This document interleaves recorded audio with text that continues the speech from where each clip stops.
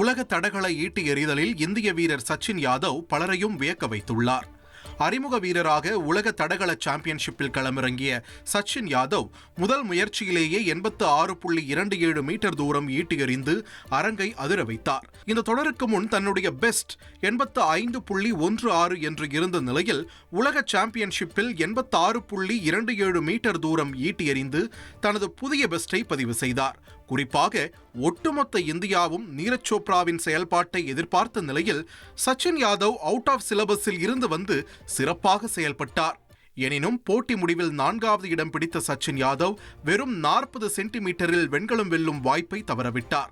Trinidad Tobago வீரர் கேஷ்ரோன் Walcott தங்கமும், கிரெனேடிய வீரர் ஆண்டர்சன் பீட்டர்ஸ் வெள்ளியும், அமெரிக்க வீரர் கர்டிஸ் தாம்சன் வெண்கலமும் வென்றனர். இன்றைய ஆசிய கோப்பை கிரிக்கெட் போட்டியில் இந்தியா மற்றும் ஓமன் அணிகள் மோத உள்ளன. 17வது ஆசிய கோப்பை 20 ஓவர் கிரிக்கெட் போட்டி துபாய் மற்றும் அபுதாபியில் நடைபெற்று வருகிறது. இதன் 12வது லீக் ஆட்டத்தில் இந்தியா மற்றும் ஓமன் அணிகள் மோத உள்ளன. இந்திய நேரப்படி இரவு 8 மணிக்கு போட்டி தொடங்க உள்ளது. இந்திய அணி 2 போட்டிகளில் வெற்றி பெற்று சூப்பர் 4 இடத்தை உறுதி செய்த நிலையில் ஓமன் அணியுடன் மோதுகிறது.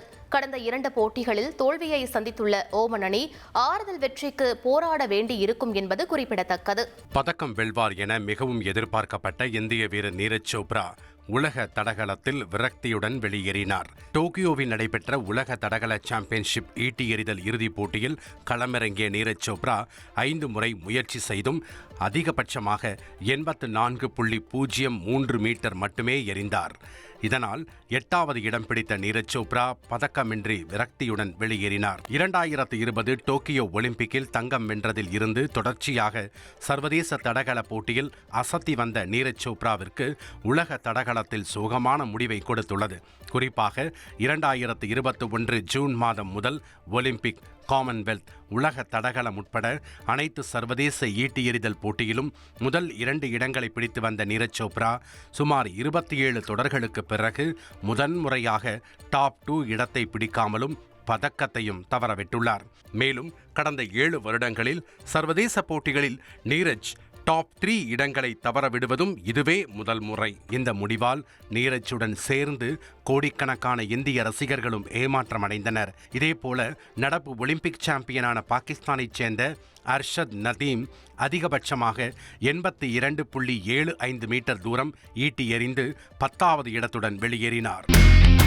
இனி செல்லும் இடமெல்லாம் செய்தி. தந்தி டிவியின் வாட்ஸ்அப் சேனலை ஃபாலோ பண்ணினா செல்ல இருக்கும் இடமெல்லாம் செய்தி. இதோ QR கோட் இப்பவே ஸ்கேன் பண்ணுங்க, ஃபாலோ பண்ணுங்க.